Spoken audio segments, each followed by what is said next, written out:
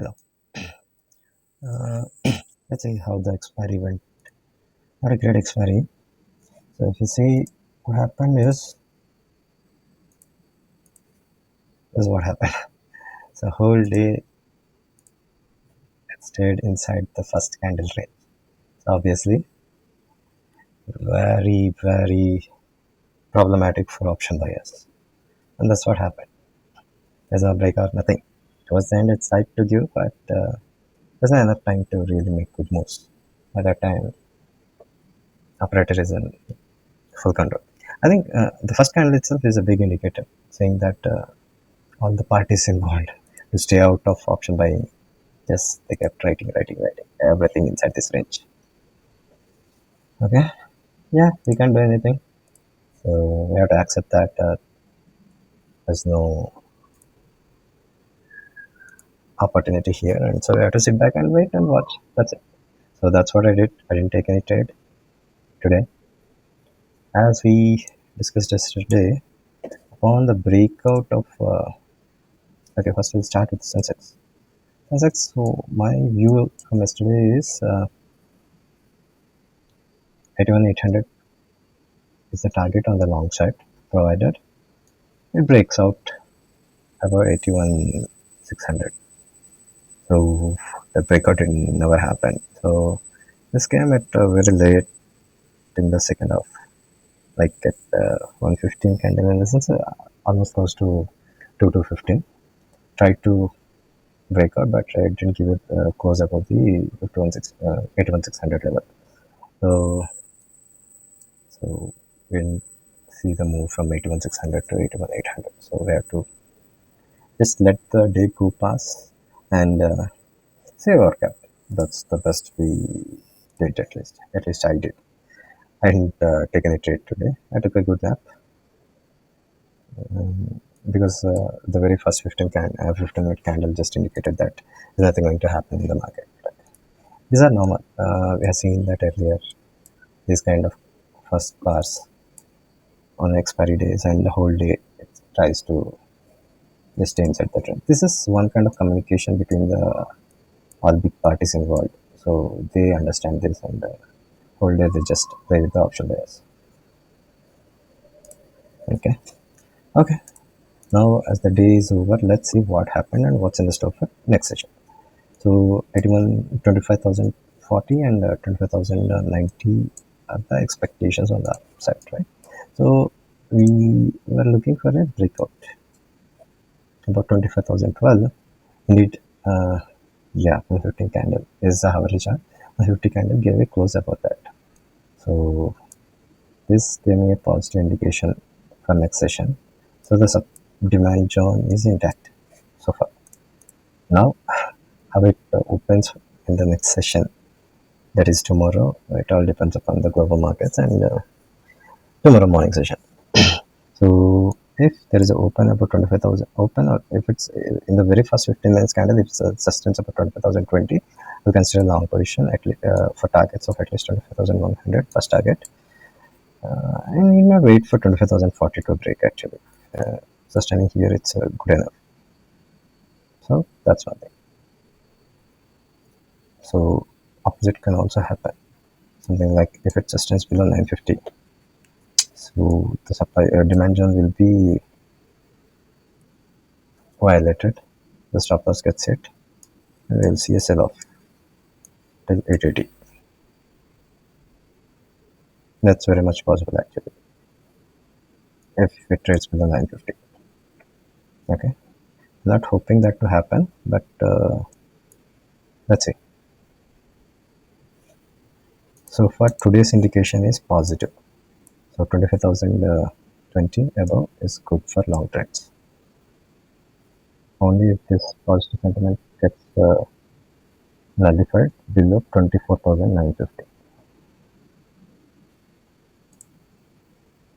So why I'm saying the slight doubt is BankNifty created a small demand zone in the morning, but towards the closing it created a small supply zone. So, but the supply zone didn't show its effect yet. If it goes down below 54,600, 54,500, then we may see 54,100 to break, and it can go down below 54,400 and 200 levels. I don't think there will be a swift move. Probably it can be a slow down move.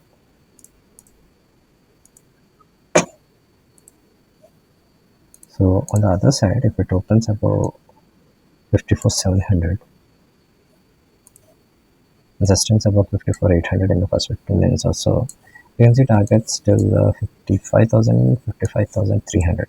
Even if this also breaks out, then 55,660 is the next target.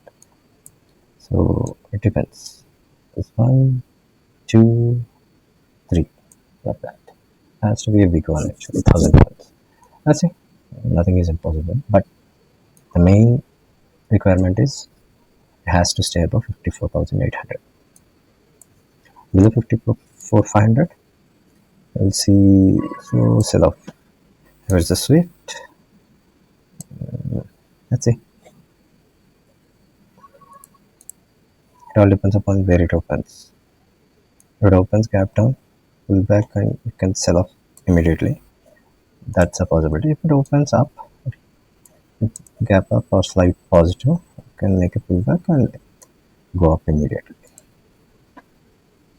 So above 54,800, it's a bullish view for 1 to 2%. I'm not suggesting that it happens to itself, but the targets I'm talking about. Below 54,500, everything can be negated in single shot actually. Yeah, this can come down in a single shot. That's also a big range. So 54,500 and 54,800 are important levels in BankNifty. In Nifty, there are levels I have 24,950, 25,020. Nifty is a small range. Both are small ranges actually. So I think when the range is small, I think we may see good momentum. Let's see what happens tomorrow.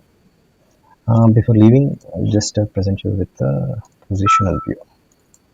What is happening on the daily chart? So I think, yeah, daily chart also holds according to our hourly chart numbers. So daily close about 25,100. You can consider positional longs. 24,400. I think 700 breaching is not good. If it breaches 700, again, what can happen is if the market wants to go down, so the first level will be 24,900. If it closes below, it can come down to 24,700. If 700 breaches, it's easy to breach 24,400. So from this 400, it can make some kind of pattern and finally end up selling off big time, either towards the end of the series or next series. So that can happen very much. Yeah, has too many resistances. 260. Once it breaks 100, we'll reach at 260. 260 sees a sell off, then we'll come back again.